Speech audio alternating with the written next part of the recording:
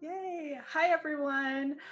So we're back here today with more workshops. I am running Writing with Games. My name is Banana, and I'm here with Jabari. Hi. Desiree, if you could, oh, sorry. Desiree, if you could pull up the slides.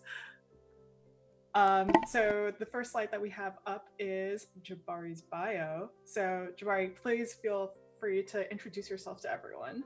Hello. So I'm Jabari Weathers. I'm an illustrator, game designer, and writer based in Baltimore, Maryland. And I've been writing for games within the last year or two, primarily, um, illustrating for them and designing much longer, um, designing in private mostly, but that's also changing this year. Um, and you can find my work at jmwillustration.com. My website's going through a little bit of a reconstruction, but you can see some of my illustration stuff there, and find me on social media through Twitter at Goblin Princess. How Awesome. about you, Banana? Thank you. So my name is Banana, and I am a game designer, publisher, and writer. For Renegade, I've done a few things. So I've done Kids on Bikes, a little bit of work for Kids on Bikes, the North Sea Epilogues, Terra Below, and the short story booklet for Warp's Edge. I've also done work for Dune the RPG and Scooby-Doo Betrayal at Mystery Mansion, and the forthcoming game Jiangxi Blun the Banquet Hall that I'll be working on with Sanfun Lim. That's coming out onto Kickstarter on July 14th. So let's go on to the next slide, which is the question, how did you get started? So Jabari, you've been in the industry doing like so much stuff, like just like illustrations, like games writing. Like I was talking to Cleo the other day, I was just like, oh my god, I have no idea how they do it, because like everything that you produce is just so good. So tell us a little bit about how you got started into like games writing or illustrations. So illustration, I so the first illustration job that I had in tabletop games was with Evil Hat while I was working as a QA tester at Big Huge Games. Um,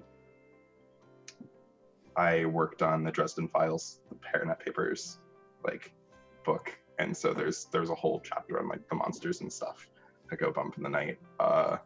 And they were like, yeah, like do these 17 illustrations in 40 days, and yeah, Wow. um, yeah, welcome to tabletop game illustration stuff. And That is from so there, things intense. built and built, and eventually ended up getting brought onto 7th Sea Second Edition, doing the making the illustrations for the sortie deck, um, which was the weirdest 2 months of my professional life in a good way. Just like a really awesome learning curve, like making a high volume of work there. You've probably seen some of my other stuff. But there was a second tarot, Bluebeard's Bride Tarot of Certivants. And working on those two projects kind of and kind of like repping those also brought me into like GMing at conventions for various people, like both for like playtesting my own stuff, and also I'd run a decent amount of stuff for Magpie Games, and started hanging out with game designers and talking about games writing. And so the last year I've been writing for some of the people that I've been connecting with. Most recently, just wrote for Spire, and like that there's a collection called Special Operations, or Shadow Operations, that is really awesome. It's a book full of one shots that are formulated to just like dive in and get used to that world. Um, and so that's kind of my start with games writing. Awesome. So if we could go on to the next slide, which is a bunch of your artwork, can you tell us a little bit about like the artwork that you started off with? Absolutely. So one of these is for a personal. It was a personal piece connected to a world building project that I've been kind of incubating quietly, and that's the piece with the like Empress woman on the left. like holding this glass mask. Um, and then, and I've just been like working away at like other characters and such in that world. But the other piece on the right was actually for an indie RPG called The Bloody-Handed Game of Bronze by Joshua Newman. And so that's actually, it was a private commission for one of the Kickstarter backers, but like there's some of my other work in that game as well, and a short story that I got to do. As far as other games work, yeah, like the last year's been pretty busy. We got to do some really cool collaborations. Harlem Unbound was a really exciting one, second edition, which just dropped. That's a really amazing book. Chris Spivey does a lot of wonderful research to the point where like various institutions, like I know museums, like actually reached out to him like for the first edition to talk to him about like some of the work that he had done to facilitate the writing that he was doing. So I don't know. It was really cool to be brought onto that project as well.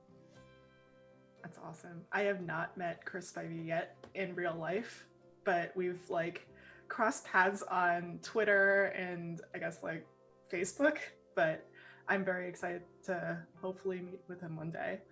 It's very cool. Yeah. On the next slide is just a little bit about how I got started with games. So one of the first games that I wrote, I guess, was The Other Place, which was this LARP where I just like drew a bunch of pictures. So I have like an art school background as well. So I went to art school and I didn't really do much with that degree afterwards. I still do video, but my major was in video. And I illustrated this small game for the Golden Cobra Challenge, where people are basically like LARPing ghosts behind a mirror and like going back and forth. So that's sort of how I got started. And then from there, I don't know what happened. Like a whole lot of things happened. I was writing, you know, short, weird LARPs. And then suddenly I started writing for different companies and you know, whether it's like writing adventures or writing settings and, you know, all that stuff that comes with game writing. So let's go into the next slide and let's talk about the different kinds of writing in games. And we discussed a bit about this and we talked about how there is a lot, like there's not just like one type of writing in games.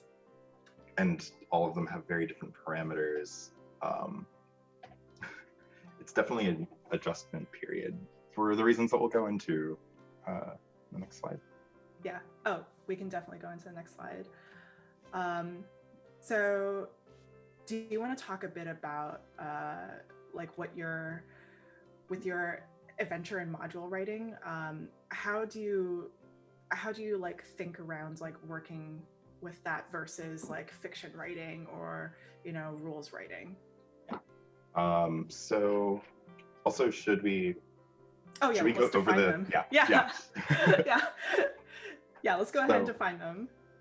So the kind of like the 5 common types, and this is by no means like the only other ones, like games is like a medium, like have so many different needs and it's such an interdisciplinary space that there's just a ton of different types of writing that can be done. But the ones that I've seen most commonly, especially in tabletop games, are flavor text. They, you know, call players in, give them a theme to latch onto. Gives you kind of a quick idea of like what your what kind of experience you're engaging in, even though you're not also being met with all of these specific fictional touchstones. That's more where fiction writing comes in, where you're getting specific callouts and a specific idea of like, what's the setting, what's the world that you're in, like who are the people that inhabit this, what is the actual place that you're stepping into if you're not playing something that's setting agnostic, so to speak. Rules writing which can often overlap with fiction writing in tabletop games and in board games, is the mechanical writing, which can still express kind of the flavor of the game, the themes of the game. Hopefully it's expressing those things very effectively, but also can tie to the fiction in these really intimate ways. If you're writing, if you're writing a game about exploration and swashbuckling, like you want those rules to like feel very swashbuckling rather than like really clinical. Writing copy that's like more advertising to the game, like getting people hyped up and excited about it. It's there's a lot of overlap with flavor text in some ways of like the objectives there, but it's in a much more digestible and immediately eye-catching way. And then there's adventure and module writing, which is separate from the rules writing fiction writing, because you're taking the rules in fiction that have already been established and then like calcifying that into a package that people can step into to be able to like curate their own experiences at home.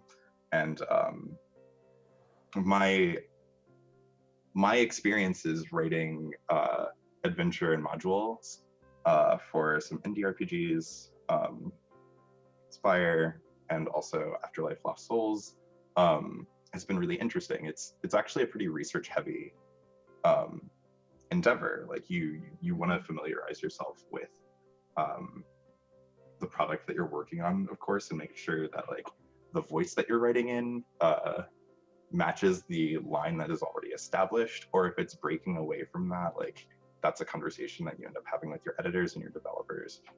That's a really challenging line to walk. And at the same time, writing an adventure or writing like a context for an existing rule set and an existing fiction is a place where often writers kind of get seeked out for the viewpoint that they're going to bring to this, even if they're asked to like change the way that it's dressed up.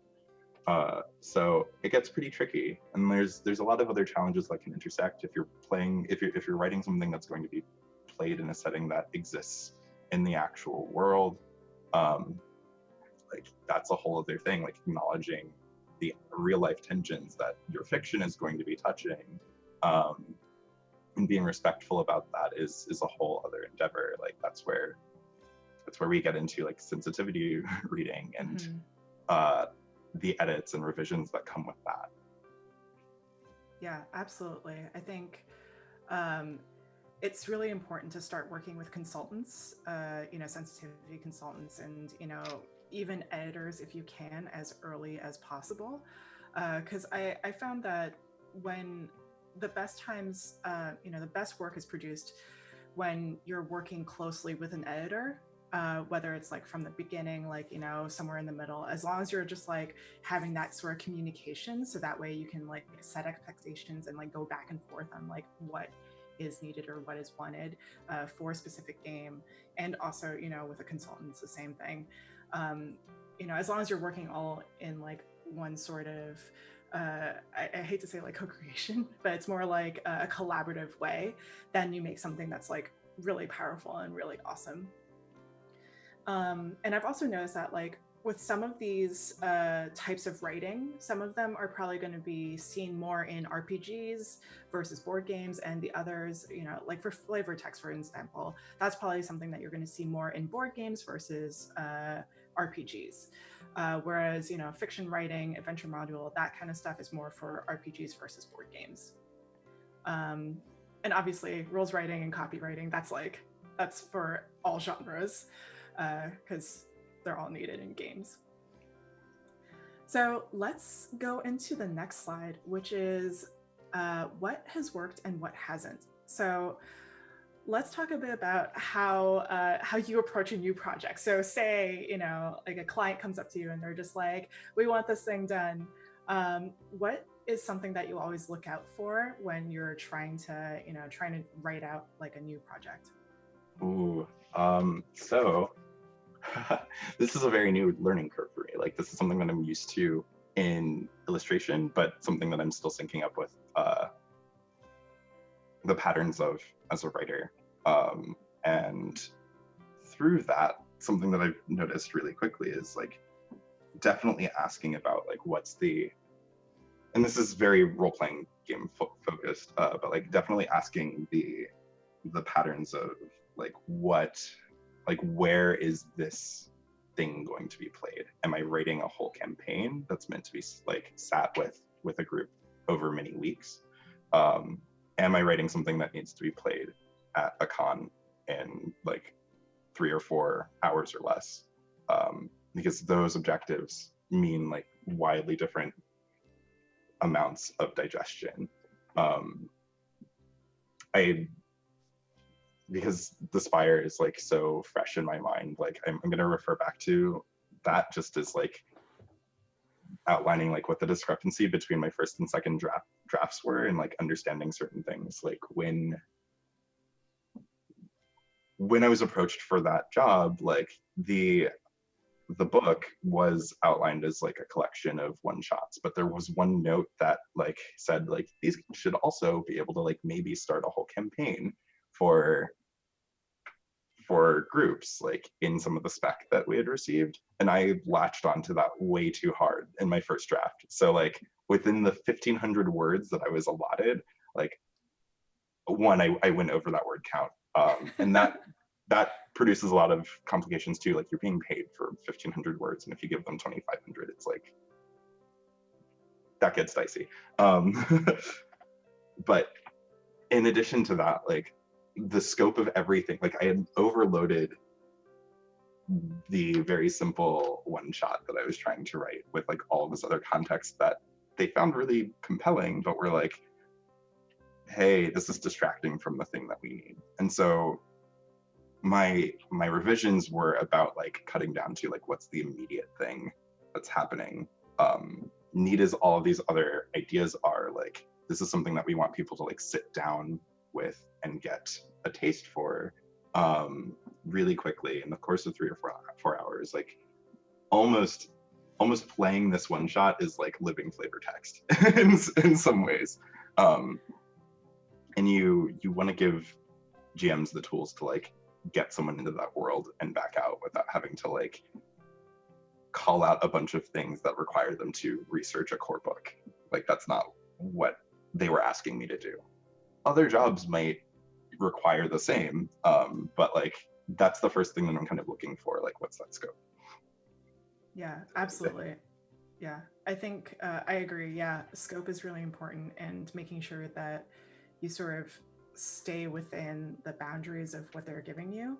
I think for me, I love using templates. So anytime a job is just like, here's a template of how we're going to do things, I'm just like, this is perfect. Yes, I can work within this. But if they don't give you like a template or something, I like to make my own. That way it's sort of like, it fits within, the scope, and, it doesn't go over the word count too much, which Absolutely. happens a lot. Yeah. It's so nice, like outline, like if there isn't a specific template for something, like outlining like what's going on and trying to like divvy up the word count just keeps me focused. It's like doing an initial sketch or like a thumbnail for me, and that's kind of like how I've hacked my brain to like figure out the process of this. Yeah, absolutely. And outlines are always so helpful. Outlining and like having post-it notes. I mean, my place is sort of a mess with post-it notes, but that aside. So Also, I just wanted to add like one note, like on the flip side, if you're like putting together a book or a product, and like you're instead like acting as a developer or an editor that's trying to wrangle together everything, it's really useful to compile a style guide, to delegate out. Like writers really like that, and it really helps us like get to know like what that means. And that style guide can include a lot of different things. It can include like minutia as specific as like what type of voice do we speak in, and like which words do we use or not use. And it can be more vague as like, it's like you can be this verbose, like here's how active we expect your voice to be, here's how passive it is, like. But it's a really good way of getting a lot of different writers on the same page very quickly. Yeah, absolutely. I like to think that sometimes when there is that style guide, it does, even though your voice is still there, it's very present. it does sort of wrap everything up nicely. So it's sort of like putting, I mean, like the best way for me to put it is to like take a whole bunch of pictures and put an Instagram filter over it. So it's like all the same, like very cohesive, very consistent style of writing. Yeah.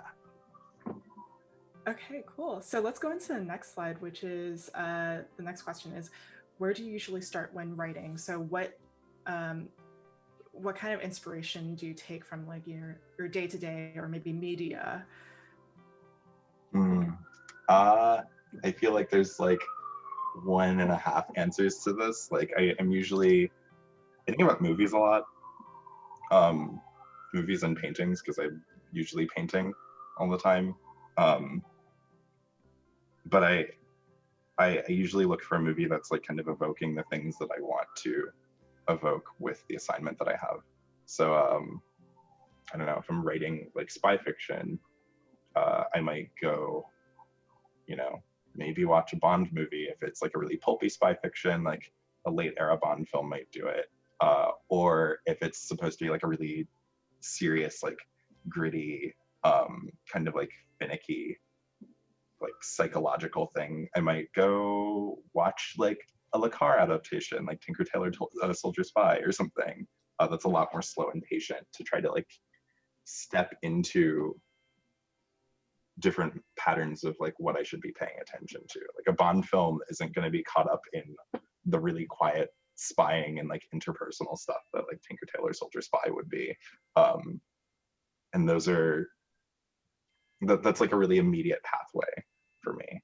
I also, and this connects to like which jobs do I seek out, or like what am I attracted to on principle.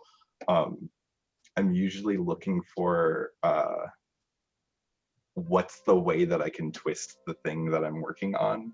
And that's not to subvert what I'm like what product I'm working on. Like you shouldn't do that. But like I'm looking for like what's the unique way that I can express what I think this game can be when I go and present this to whoever I'm collaborating with. Because that's also going to be the thing that carries my excitement through the rest of the project. Right, absolutely. Yeah, I agree. I do something similar where, I take a lot of inspiration from movies and television and music, like movie soundtracks and TV soundtracks are like what I use to carry the project forward. So like when I start writing, I'd be like listening to the soundtrack of, whatever movie I just saw that is related to the project. Something that I did with Terror Below, and this is like totally. I later learned that John Bon Jovi, was not in the movie Tremors, but I thought for the longest time that he was, and so I listened to a lot of Bon Jovi, and that's basically how I worked on the short story for Terror Below.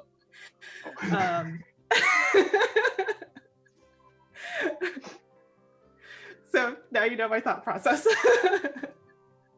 Amazing. So let's go into the next slide. I'm going to talk a little bit about Warp's Edge before we talk about Jabari's work and how you get into your frame of like thinking.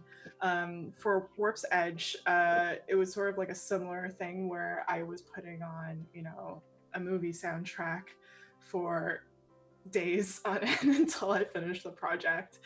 And I think for this, it was like a mixture of Fantastic Planet and I'm trying to think what else did I put on. I think it was Fantastic Planet and some other sci-fi movie, but I don't remember the name of it. But anyway, that's not important. For Warp's Edge, it was it's more like a structured RPG because it's the part where you're reading through the short story is also the tutorial for building out your game.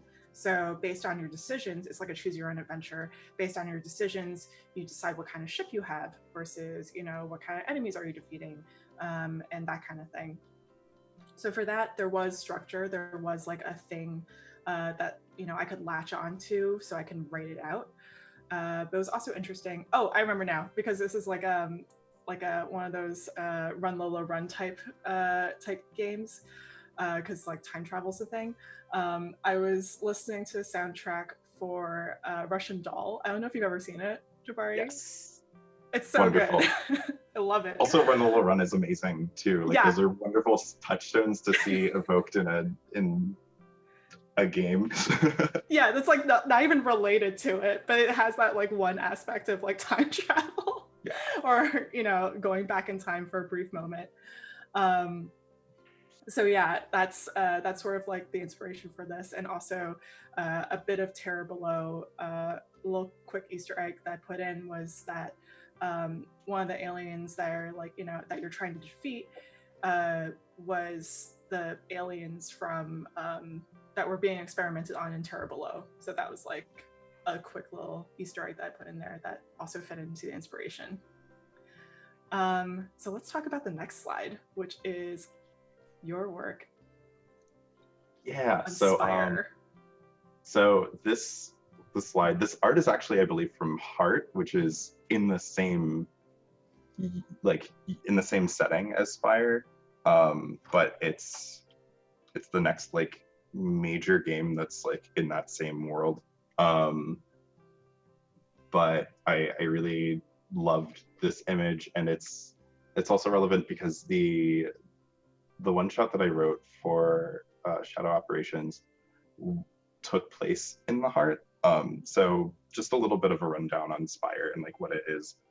Spire is a game in which you're playing a cell of dark elves, of drow, who are working on different like uprisings to like overthrow the oppressive like high elf regime in various ways.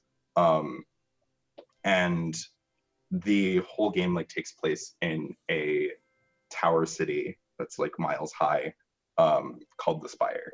And beneath the Spire is a like this kind of cosmic horror eldritch like shifting landscape called the Heart, that some members of the city like wander into for whatever reasons they want to. Maybe they find some kind of clarity there. Maybe they're like finding unique resources there and bringing them back to the surface to like pawn them off to people. But I was writing I wrote an adventure in which essentially a priestess that was helping your cell's cause disappeared to the Heart for unknown reasons, and became a liability for your organization. So you have to go back and either capture her or maybe just patch her. And it was such a strange I went through so many different iterations before I had even like sat down and started typing. Like I had made like a lot of notes between my first read and my like later reads of things, because I got the prompt and was like, oh, like this is cool. I'm gonna play with like this idea of like weird dogmatic like drow who like sort of have like drank their own Kool-Aid, like internalized like weird stuff. And then that didn't quite fit, and it was really hard to contextualize in like the 1,500 words that I had. Like that was like 3 or 4 pages that I had to work with. So that I pivoted to like, well, what can I do with this like really weird ever-shifting setting? And I started watching really strange films. Like Dark City is one that I like always return to for like ever-shifting like places and things. But also like there's this aspect of like this priestess has like all these followers who are also valuable to the community that you're like trying to serve. And maybe also dangerous as well. Like you, so in that regard, like, and some of this is just what media took up my brain space in 2019. Like I was thinking a lot about Midsommar, because there's a lot of discussions of like community gaslighting and like, and just like weird cult dynamics. So the conversations that those two films like gave me like a nice candy wrapper to like put all of my stuff into. And I was like, okay, how can I play with this this conceit of a group going to retrieve this person into like a very hostile environment that wants to warp their sanity, and then also trying to not get conscripted into this weird order, like this ancient, forgotten and very dangerous religion that this priestess has found herself getting sucked into. And that kind of defined a lot of my process after my first draft that had a lot of other touchstones of like, where's the priestess coming from? Like, there's a bunch of weird political intrigue that I think I pulled from like an almost like Gormenghast-ish place, which is a wonderful trilogy of books that has a lot of like political machinations between characters and things that I think fit that game really well, but I didn't have the scope to fit in. Like a lot of that had to get cut. And it was just something like where you kind of have to kill your darlings. It's a better artifact for it. But like once those growing pains were kind of out of the way, I really honed in on the community horror that I was pulling from Midsommar and like that shifting landscape of Dark City. I love that you brought up Midsommar and also Dark City, but mostly Midsommar because yesterday we talked about Midsommar as well. So it's been like a recurring theme. Like Midsommar's been like, I think on the back of everyone's minds. Ari Aster is just the recurring theme. I don't know what bounces through his brain. Like he's apparently preparing a 4-hour nightmare comedy now. What? Yes, like, so I don't know. I hope he keeps doing things because they're challenging and weird and they provoke a lot of fertile ground. If you like horror and are not squeamish, you should totally check out both of his films. Oh yeah, absolutely. They're so good. So let's get into making our own adventure. So on the next slide, let's talk a bit about where we want to start. So say, we're given a project and we want to start making our own adventure. And then on the very next slide, we're going to pretend that we have to write an adventure for Dungeons and Dragons.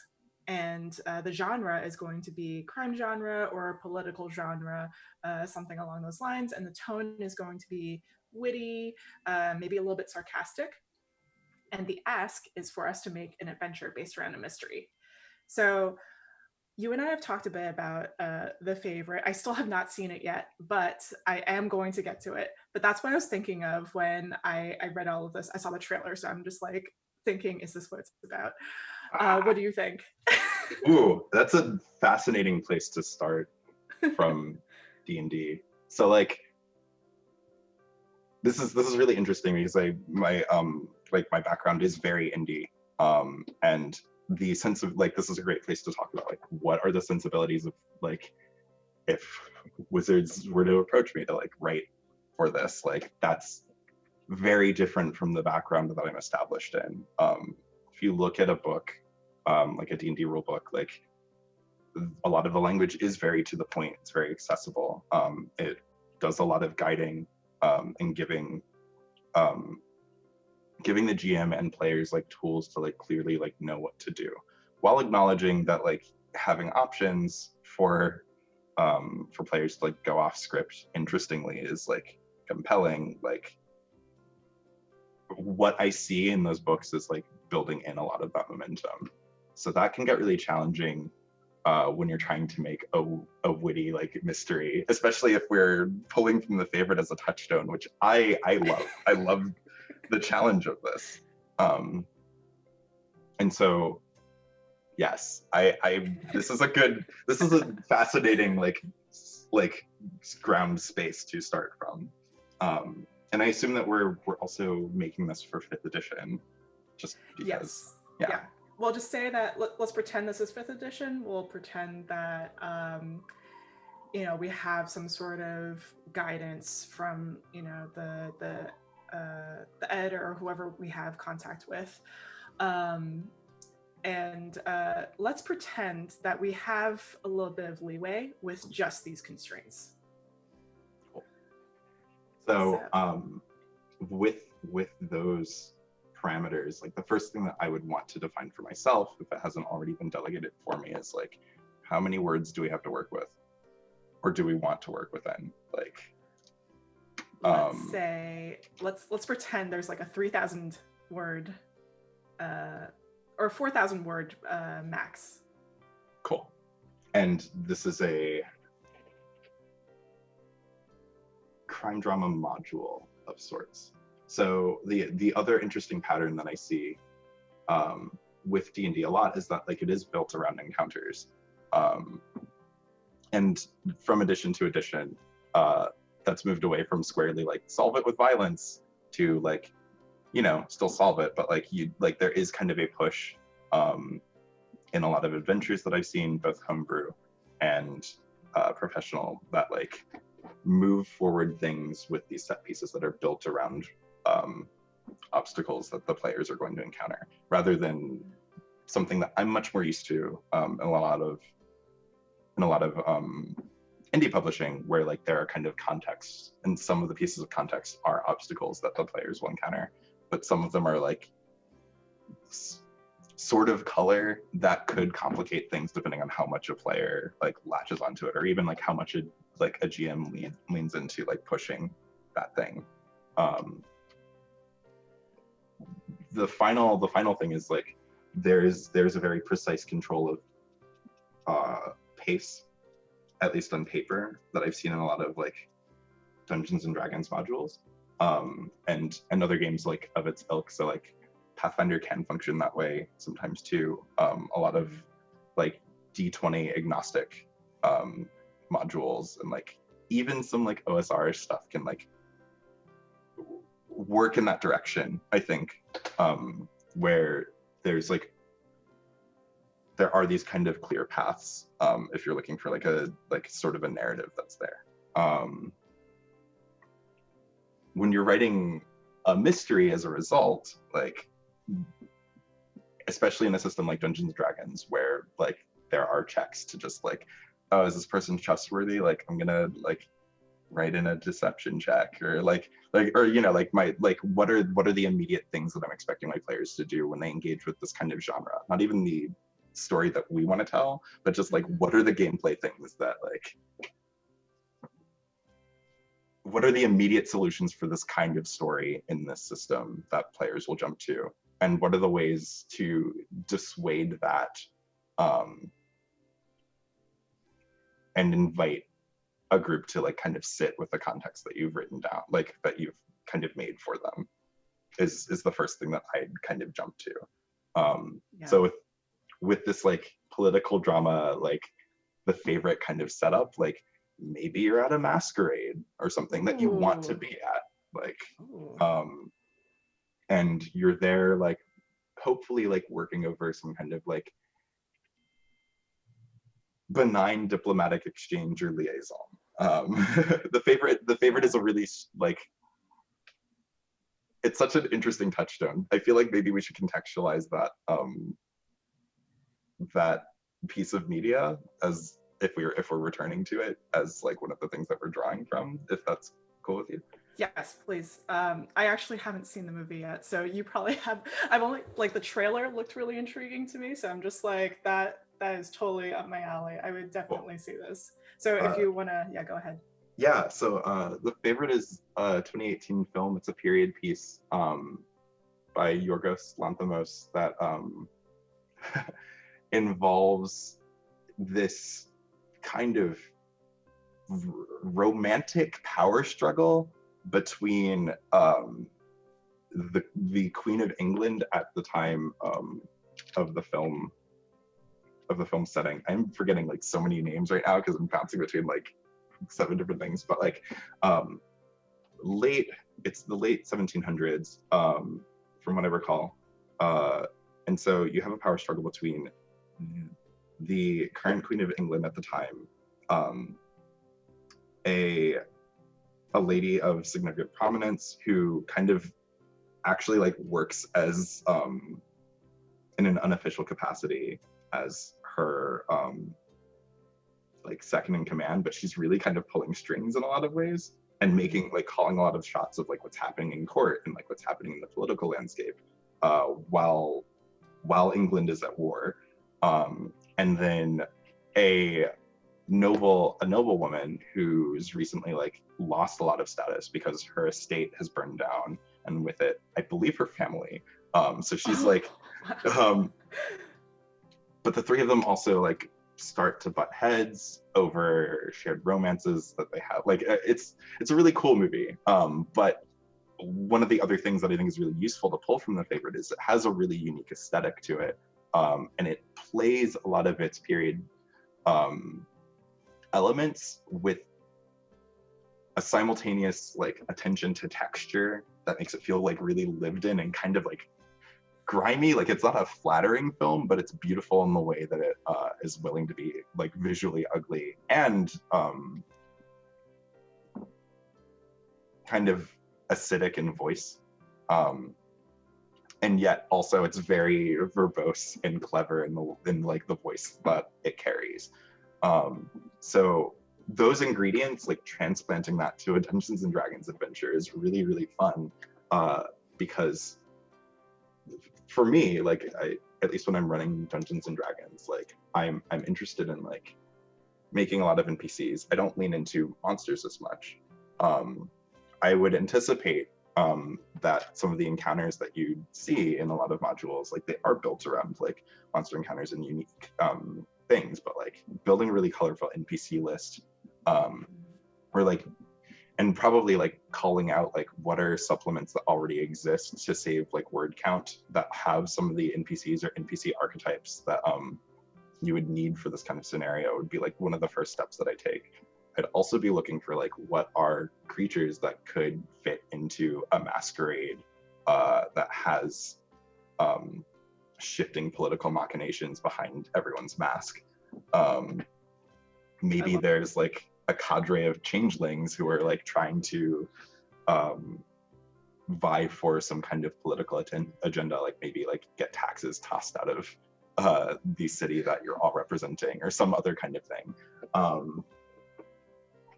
Those are the ingredients that I'd kind of stir up. And then with 3,000 or 4,000 words, like for me, I would want to like try to contain that context to something that like can happen over like one session, but also fictionally like over like one night or like one day and one night, like keeping it really tight. Yeah. So we're thinking of like a one-shot type scenario. That's what I'd be leaning toward. That sounds good. So let's go into the next slide, which is basically the template of how we're going to create this thing. So I like when you mentioned that there's like an acidity to The Favorite and how it's like really gritty and grimy, even though it's like, it sort of juxtaposes this like, because it's the queen and you know you're thinking you know when you think of the queen you think like elegance and like you know maybe gaudiness or like something that's like that's very pretty and pristine. I wouldn't have necessarily associated that with like something gritty, so I really find that you know that contrast really interesting. So it's a very particular kind of grit because it's a grittiness that's also couched in a lot of humor for most of the runtime. And then by the end, the toxicity that like you've been laughing at and with in that film, like just start to like really grind in on you. And I don't know if that's like, and that's great for that film. I don't know if that's where I'd want to pull D&D adventure, right? Like I'm thinking that like I'd want to populate this masquerade with like a bunch of endearingly catty personalities, but people that like are still fun to like spend time with or even like trade barbs with. And so that's what my introduction would be like kind of pulling toward.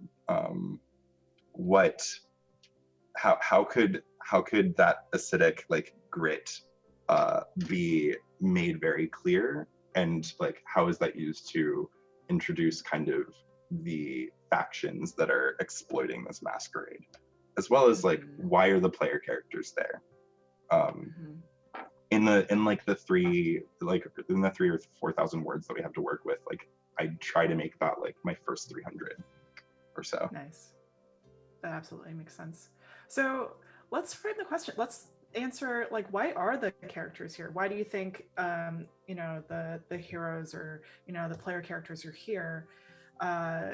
Like, is this a masquerade that everyone's invited to? Is it just like a certain set of people? Is it like what's the invitation list for this? Mm. Uh, so maybe there's a lot of different ways that you could go, right?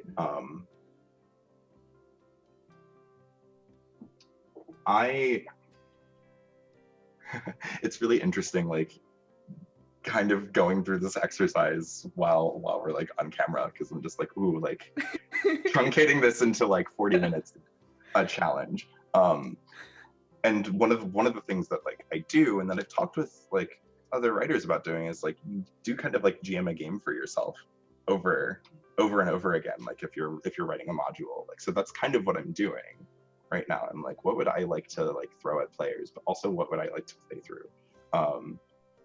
What would bring me joy if I were sitting down at a D&D table? And I don't really think about dragons much in a lot of games, but like I like the idea of actually like the masquerade being put on by one dragon who has like a certain amount of, or is maybe trying to like curry like a horde, who's also in disguise and is like kind of like acted as a tastemaker, and some like maybe a group, or maybe like another dragon that realizes like that exploitation, or maybe people who are actually affected from the community who are like sneaking into this well-to-do party to like subvert this, inviting the players along because they're like, hey, like we have the motivation to like call this dragon out on their stuff, but like if it turns into like a fight, we need you, but also need you to like play the part, because we do want it to be diplomatic, so I love that. So let's talk about like the different groups of people that are going to be there. So we have the people who are there to curry the dragon's favor. Maybe we have some people that are already working for the dragon. Maybe they're just like they're also like aligned with this political party. Maybe we have some people that are trying to subvert this. So let's focus on the people that are trying to subvert this party. So what are they trying to? What do you think they're trying to do? Do you think they're trying to take the horde? Maybe they're like a and this breaks down into like what do we do with like the remaining words that we have. So if we have like 3,700 words left to work with,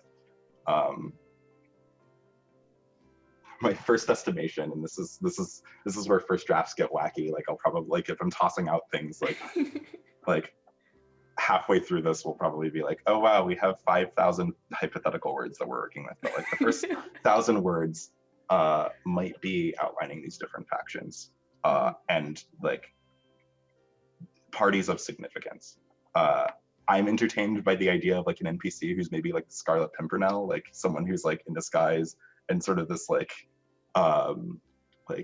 political spy figure that knows, like maybe the Scarlet Pimpernel like mixed up with Robin Hood. Ooh, I love that. Yes. And maybe they are attending this party with like their band of merry moles. That's a terrible name, but like this like hidden cadre of like skilled rogues in disguise who are like, why call out this dragon who won't even show their draconic face and majesty, because they know that would scare away people. Why call this person out when they're collecting all of this wealth in this space and we can just steal it and give it back to someone who actually needs it, including maybe ourselves. Like maybe we wrinkle that archetype a little bit so that like they aren't such a, and I have mixed feelings about alignment, but they aren't such a chaotic good character. Like maybe they are really chaotic neutral and it's not a totally altruistic thing, but there may be also a faction that can be pulled toward a more communally facing operation with the massaging of the player's health. Um, so that's one. And I kind of like the idea of like each like faction and or NPC that you have, like building in like an obvious hook of like where can the players pull that character. So like this group has this goal of like stealing these riches and redistributing them to themselves and maybe others. Maybe the players could pull them toward a more holistic solution, as one. And second would be the sycophants of the dragon. So like not people who work for this dragon who's probably disguised as a lord. But like these, but like someone who is like people who are like, oh yes, I've heard that the Duke of Elswitch is like, yes, like is a tastemaker and a good ally to have in this countryside. So like so people who are there to kind of like be social climbers. I love social climbers in any sort of genre. They're always so fun to work with. Right? Like and like that's also, I think that those are the people, those are the agents of your fiction that will provide the majority of that acidity. It's very easy to like make them people that you maybe laugh at, and that would be my temptation. But also like when introducing these people, like maybe there are a few different examples of like commoners that are at the party, but then there's also guidelines that are like when you were making someone who's like currying this favor, like here's how to like give them this certain voice, and like here's how to like here's how to make their game kind of sting, and how to like giving the GM tools, I think, because a lot of I imagine that this would be one of the critical things about the voice of writing this is that you're writing to the game master. You're not writing to the players directly. Like that will be filtered through the game master via osmosis, whatever like they decide to do with the materials that you give them, but you are writing directly to the game master. And so like what I'd be writing here is like how do you make these characters, or this type of character who could easily be played as a joke, how do you make their barbs sting as much as like a hit point loss does? And this is maybe where you start interrogating like why are the players there? Some like each of these factions could even be a different entry point for the players. Like maybe like the band of like merry vagrants hired the player characters as mercenaries. Maybe the players are working as bodyguards for a particular like lord or lordling that like just heard about a really cool raucous party. Maybe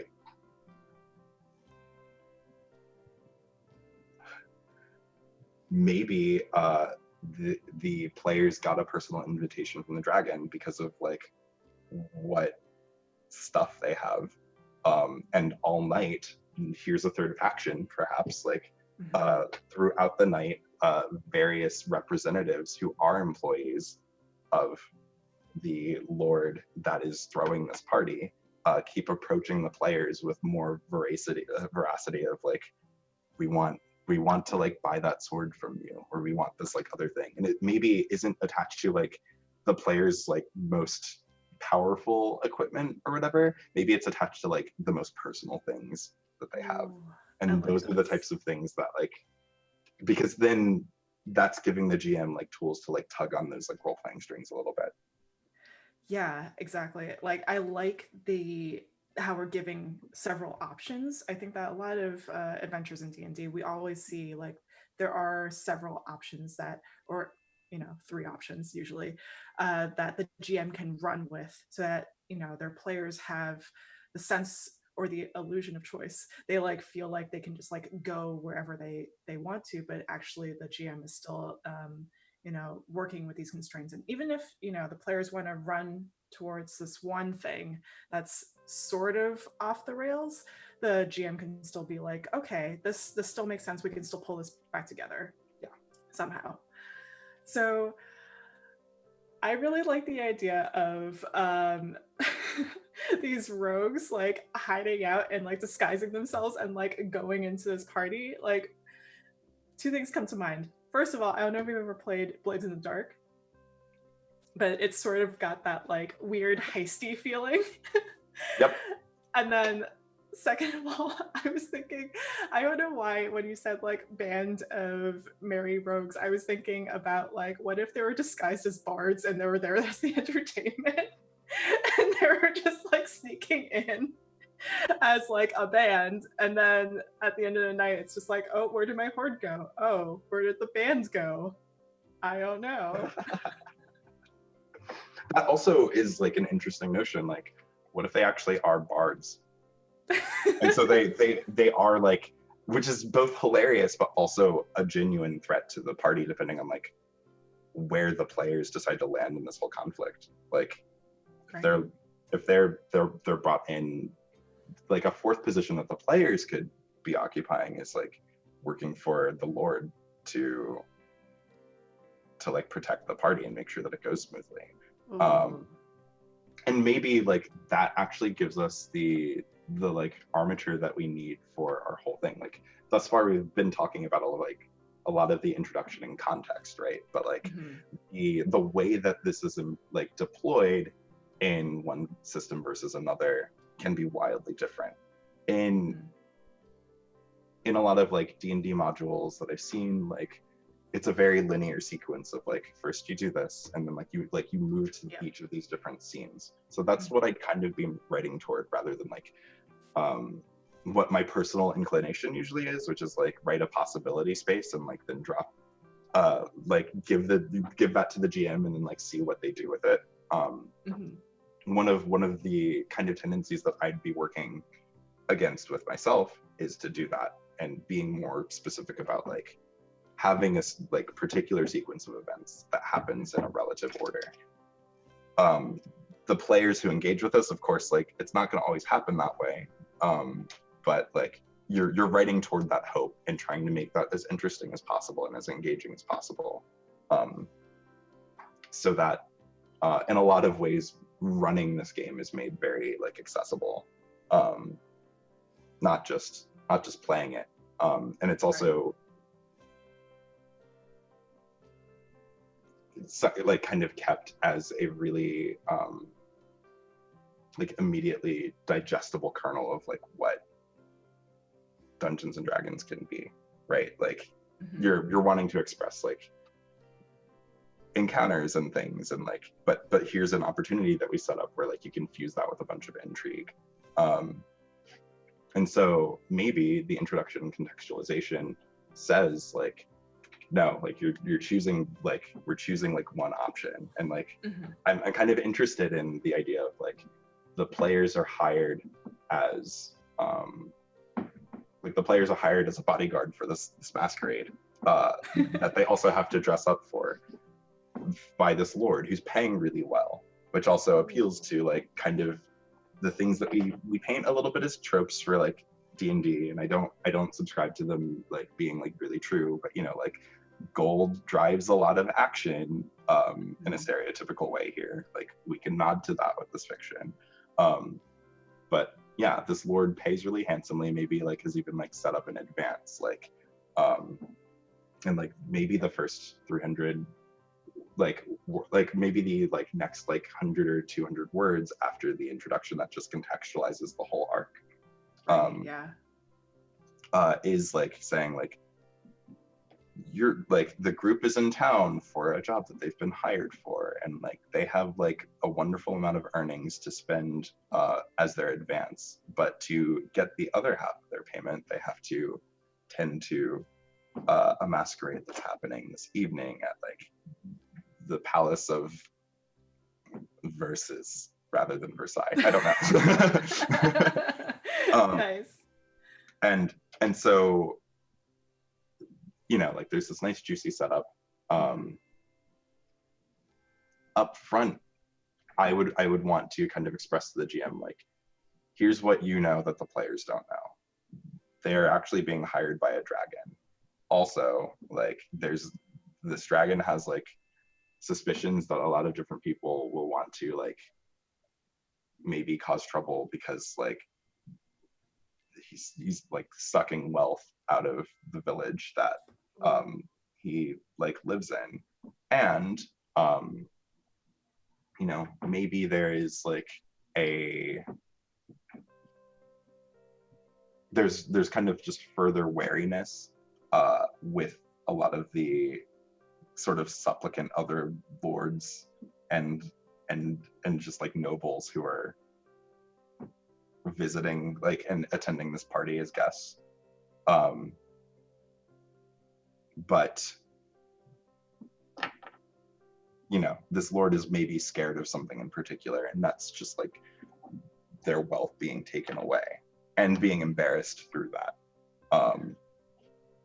And so with that, we have like this perfect arc of like, you start as bodyguards for maybe your villain, while also like having a second act that you could write through where like it's revealed that there is this other faction of like bard thieves who are planning a heist, and maybe you stop them because like maybe the group is compelled to stop them because they're being paid handsomely by this lord already.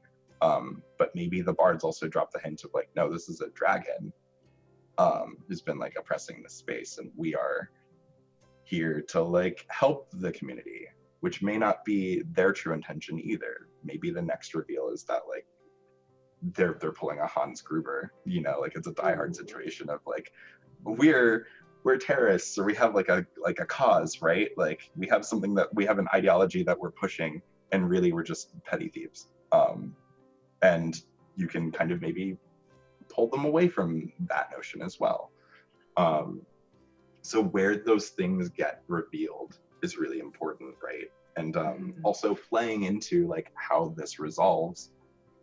Like this dragon clearly is set up as someone who's like of great ego, and in a typical sense, like maybe they are, you know, a really formidable opponent as far as like the typical encounter that you'd have. But that's also where like the social landscape of a masquerade could come in. Like if you get the dragon to demask in front of all these guests that they clearly care about for some egotistical reason, like that is one option to like kind of resolve this and like get rid of all of the support that they have, and avenues, as well as like pulling a lot of like attention there, or you know, also giving the option to your group to like start a fight in the middle of this palace. I really like how we're setting it up so that you're playing the bodyguards to the villain, because then that way you get to, you know, see all of the factions, all of the different, you know, things that are happening. So it's from a different lens. That viewpoint sort of, you know, gives you a lot to play with. And I think that's really cool, because then that would lead into all these like, you know, different constraints, and, you know, the resolution could be, well, it could be even more like, you know, explosive at the end. So like, that's cool. I wonder, in terms of like getting this to fit into like a coherent draft, right? Like how would you go about dividing up the words for this now that we have like all of these materials? We have our ingredients, and that includes the clues, as you can hope, like, I think see in the like various slides that we have. Like the ingredients that we're talking about are, you know, these various factions and potential villains.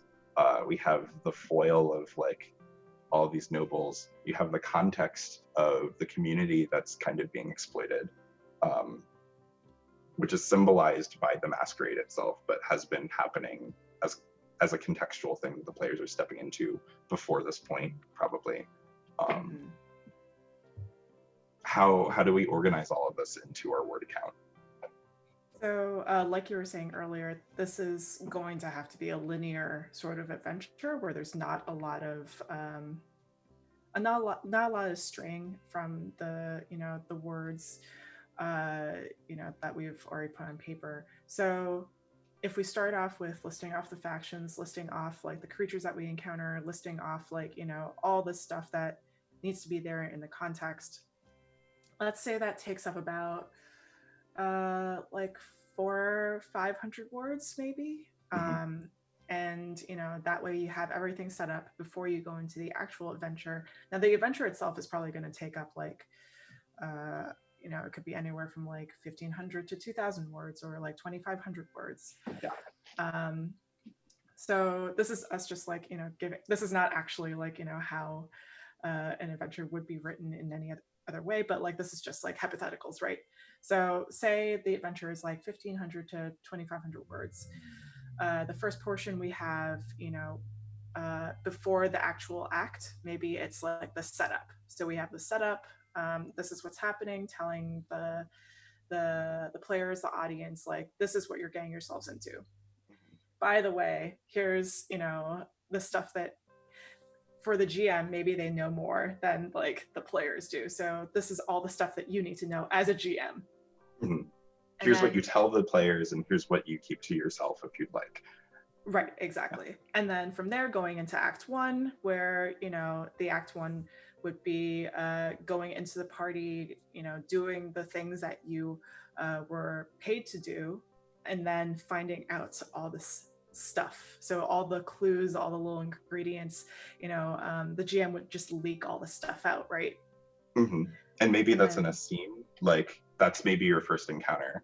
yeah, Maybe there's like kind of a pluckish, like novice, like crew of these bards who jump the gun with their plan and like are trying to like be macho and like show off, or maybe have broken from the plan entirely that like the more veteran peeps have had. So you now defined a threat of like, oh wow, like we aren't useless here.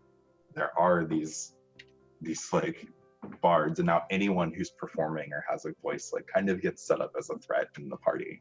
And there's this yeah, uneasiness. yeah. And then maybe in the second act, you figure out like what you want to do. Like, this is, you know, do you go, do you stray from your plan? Do you go with the plan? Like, what's, what do your motivations can change, right, as players. So I think that's like another section where you can like maybe have um, two different resolutions for motivation, like the deciding like which path you want to take, and then from there going into perhaps like the third act, which is here's the climax, here's how we resolve this climax. So if the players wanted to go one way, which is no, let's forget the job, let's just like go with this band of rogues, let's just do what they are doing because we think that they're right, then let's do that, let's like go ahead and like steal the horde, or like whatever. And then from there, the act three for that would be different from the act three of another the second path of the act, where it's like no, let's stick to the job, let's like do this thing, and let's try to get our try to get our pay and like leave or whatever. Mm-hmm. But I think that for both of them, we should still have this sort of climax that's maybe the same, which is the dragon revealing themselves, right? Right. So it's Yeah. like this big thing, and it's like this big sort of performance where everyone sees like, oh wow, this is a big deal. Ooh, And and then maybe it is like maybe the thing that makes that encounter the same but different in both cases is like in one way it's supposed to be like presented as this cool party trick, but mhm, depending on if the players have picked up that information, or maybe they're explicitly given it, like there's like we already have like in like the first part of the outline for this have like seated like players get into a fight with like some really cocky thieves.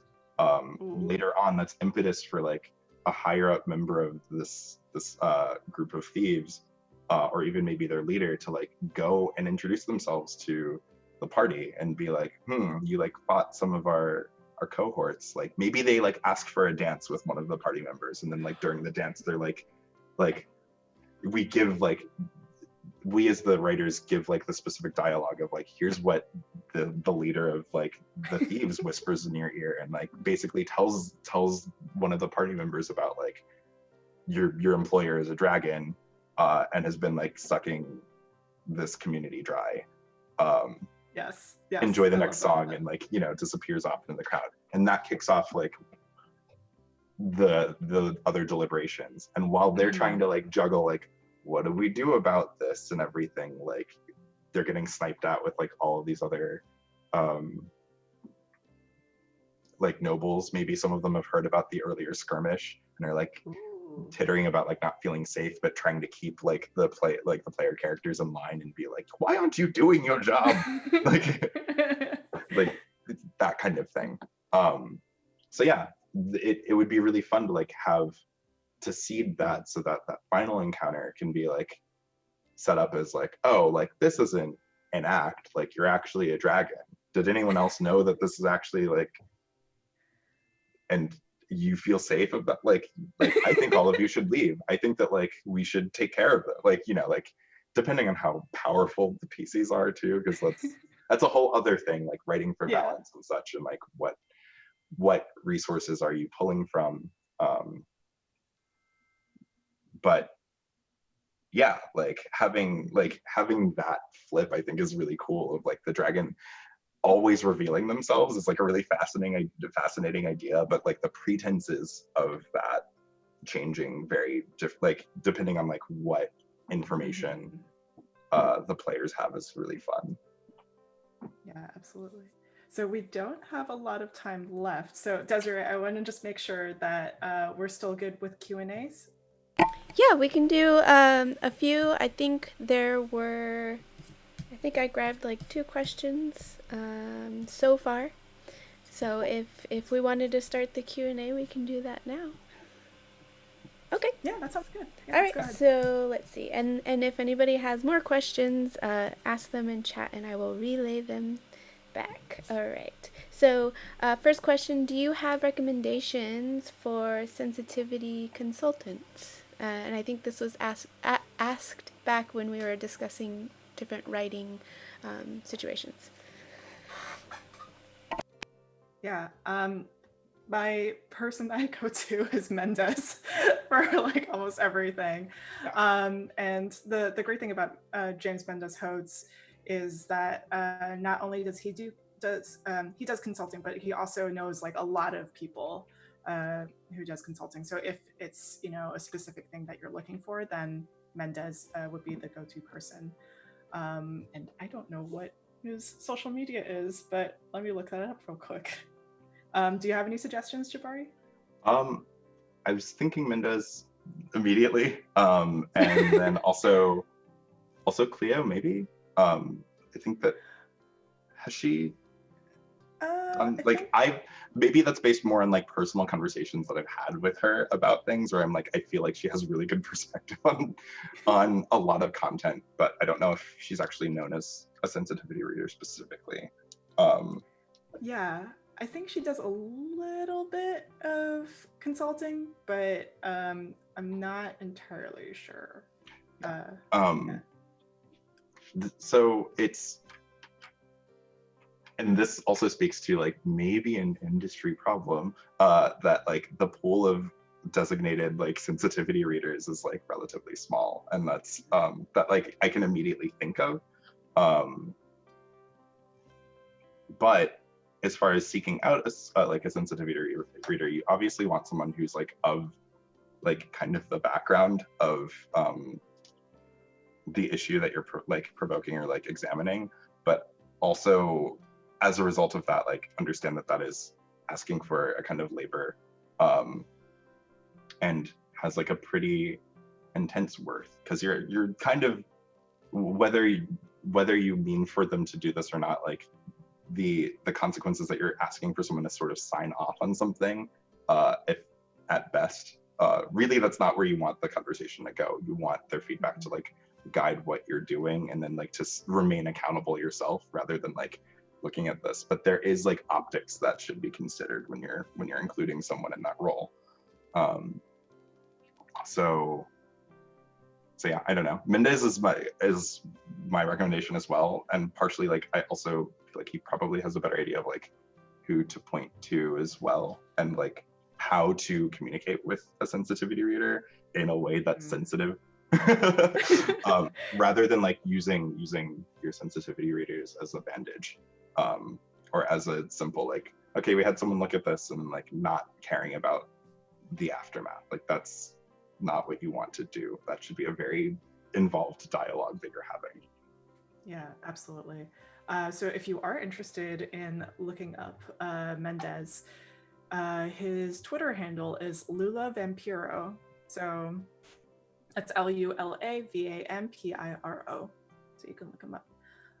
And also, I realized from what you were saying, Jabari, earlier, was that there is a lack of sensitivity readers in our industry, but also I think some people, their sensitivity readers in sci-fi fiction, they're slowly leaking into our industry too. So if there are sensitivity readers in, yeah, that's great. So like if anyone knows anyone that's in the sci-fi sphere, they could probably start working in our industry as well. Oh, actually, there is one other human. So like Dominique Dickey, they're pretty awesome. I think that they've done some writing for Want to Cook Games, but I believe that they've also done some sensitivity reading. Once again, this is also based on like some conversations that I've personally had with them about like media and things, but like but I if I recall, like they have also talked about like doing some sensitivity reading work, and they come from a really solid perspective. They're also a Black writer, so very cool. Let me see if I can track down. Yeah, I think Mendez mentioned Dominique a while ago. So yeah, I don't want to say that I know if they're a sensitivity reader or not, but they have the brain and skills for it. Yes, they have skills. Dom S. Dickey is their Twitter handle, by the way. So at least someone who's worth inquiring about. Mm-hmm. Awesome. Okay, so then we have another question. How do you write effective evil characters that are socially sensitive?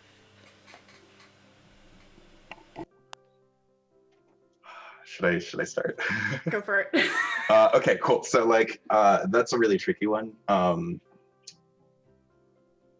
Evil people, quote unquote, because we're talking about games where every kind of being could exist hypothetically, but like evil people are still people, and so there's most of the time I actually am of the opinion that like there's ways to write characters that like know that they're evil and they're unapologetic, and then you just like you focus on like reiterating outside of the fiction that like this person is like irredeemable, and maybe you take every chance that you can to like critique their actions and outline exactly why they're wrong, even while they may think that they're right. So like if you have like an evil character, quote unquote, like you can give the tools to your GMs or your players to like why their motivations are understandable, while also not letting off the hook why like the thing that they're presenting is still wrong.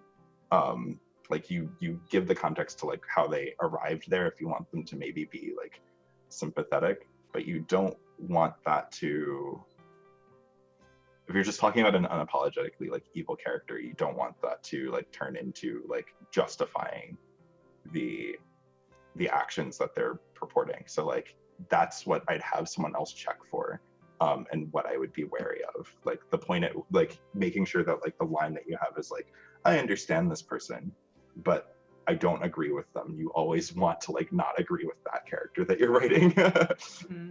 Is my guideline. Yeah, and I agree with that. Oh, sorry. Oh, I was just gonna say, like, it gets a little bit more complicated because, like, you know, sometimes, like, Black Panther is a really awesome example of like a film that has a villain that like you can kind of agree with, but that's because the like larger conversation that they're pulling at is of significance, and the way that they're going about it is like the thing that's clearly, like, kind of clearly disagreeable, maybe, and like that. I don't know. That's a really like, when you're writing a simply evil character rather than like a nuanced like I don't know if Killmonger is an evil Killmonger is not an evil character, and that's the designation. Like, Killmonger is thrown into a villain role because he's opposing the hero or the protagonist of the story. But what this question is asking isn't about villains, it's about specifically evil characters.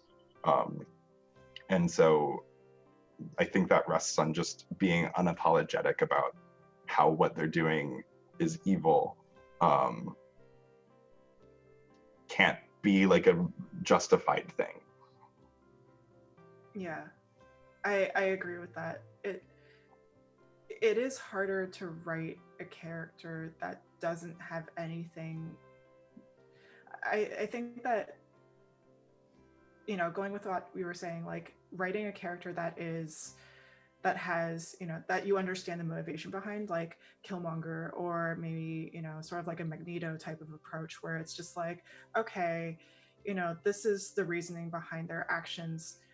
They're not necessarily correct. They're not like, you know, the best way to look at things. You know, especially if it's like, you know, with a hero, and you're looking through the hero's perspective. I think it's difficult to sort of write a character that that is more two-dimensional, because sometimes it does get a little tricky where it's just like, oh, this person is just evil, but then you're not getting into like the different nuances of like, why is this happening? Whereas if we're thinking about like evil as like if we're just talking about an evil character, right, like disregarding like everything that we just said, then having like a caricature is also like, I have weird feelings about that too. So I'm not sure. Like, I think thinking about the motivation behind like what this character wants is really important. And that's like the driving force for any sort of character, right? Like when you're writing a character, you have to think about like what they are looking for, what they want, like why do they think this way? I don't know if that answers the question, but yes, they said thank you. That makes sense.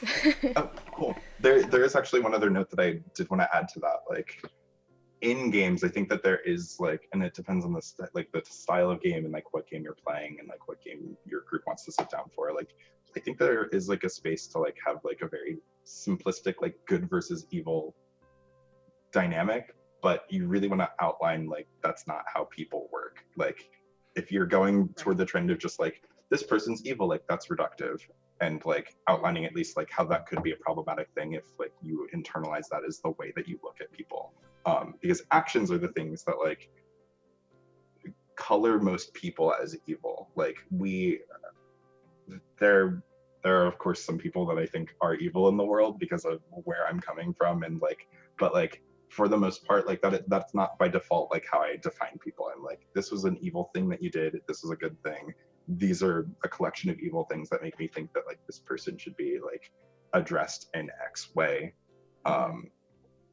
And when you're talking about a role-playing game, like maybe that's all the thing that maybe that's all that you need, especially if you're working on a limited word count or you're just trying to get people to the action. It's like, focus on the action that they're doing. Like, what makes them evil is that they did evil X thing, rather than like defining them as evil just inherently. Because even then, like if you're focusing on the action, that's clearly something that everyone can look at and be like, yeah, that is bad that like this person murdered this other person. Like, even if they felt this way about this wrong that happened to them, which led them to this. Like, that's the context that we have at this point. Like, but yeah, that depends on how poppy you're trying to write something. Yeah, exactly. Awesome. Yeah, so really we have, I think, just 5 minutes left, but we do have, or if you have time to answer, maybe one more really quick one. Yeah. So what other outside creative resources, other than games and novels, do you actively utilize when working on a project? Ooh. Do you want to go first? I always use movies. So I always watch movies or television. That's like my go-to, and music. Like I have a Shudder account. I just got one and it's changed my life. Like I'm getting so much inspiration from it. But like between that and like, watching different types of media, especially when it comes to, like sci-fi, something that I like to do is watch something that's not related to the thing that I'm working on. For example, I watch a lot of reality television and I take nuggets from that and put them into my work in, whether it's like sci-fi or horror or something else. There's a lot of horror in reality TV. Yeah, there's so much. I have a pretty robust like community of artists that I engage with a lot, right? And so like the way that we talk about things just gets to be very like critical in a lot of ways. So just like, let's analyze all of these different corners. And I seek out communities that like are able to do that with their media. So like if I'm looking at games, then I'm also looking at like, well, like who is making games? Because then they're gonna be like talking about this on like this very critical level that will that will turn my brain in a certain direction that might give me the key that I need to like start writing. I'm often looking for artifacts that like peel back the veil of that creative process a little bit, so that I'm less daunted and feel like I have like a tool set to start like wrangling my own stuff. And so I also spend a lot of time like watching like YouTubers that like to talk about like creative process. Like, yes, today I'm a nerd writer. Like all of these different channels, they're like actually really good, even though they have like that chronic like critical voice of like soothing. Like that is a trope that could be made fun of, but like there's a lot of really amazing discussions of like why people make the creative decisions that they do. So like movies with Mikey is like a really popular one for me. There's also Be Kind Rewind, the channel, which is all about like examining like behind the scenes like Oscars stuff from a feminist lens. Like I really love these conversations because it like gives me a lens on like the world and like the world through the perspective of like media being created and recognized. In the case of Be Kind Rewind, with movies with Mikey, like those videos are really funny, but then he always wrangles it back to like, why do we digest the media that we do, and why like what's remarkable about the things that are made that we usually relegate to just like being like a disposable popcorn movie, like that's really important in my opinion. And film commentaries are excellent as well. Like, so like any kind of behind the scenes stuff like that, but film commentaries especially have been like really instructive, are great. Awesome. So yeah, are we? Yeah. Not really. We're right at 1 minute left. So before we go, do we want to do like some quick sort of social media stuff? So where can we find you on Twitter or Instagram or wherever else? And maybe like future projects if you want to pitch any or talk about any that you're allowed to. Let's see. So I don't know what I'm allowed to talk about frequently, unfortunately. But there's some exciting things. Social media. You can find me at Goblin Princet on Twitter, JMW Illustration on Instagram, jmwillustration.com for my illustration portfolio. And yeah, future projects. I am doing some writing with Paizo that I'm excited about, and that's really cool. I'm doing a lot of like other indie RPG stuff. I'm working with you, Barb, Yay! very soon as an illustrator. Yeah. So, yeah. What about you? So you can find me at Banana Chan Games on Twitter, Instagram, and Facebook. And for future projects, like you mentioned, we're working on Jiangxi Blend the Banquet Hall, which is a tabletop RPG where characters play a Chinese family running a restaurant in the 1920s. And Jabari is doing some amazing artwork for some of the cards. So I'm super excited for that. I'm so excited. All right. Well, thank you, everyone. Thank you, Desiree, for doing all of this and for setting, everything up behind the scenes and getting questions and everything. Thank you. Yeah, and thanks everyone for watching. This is great. Thank you so much. Have a great day. Bye.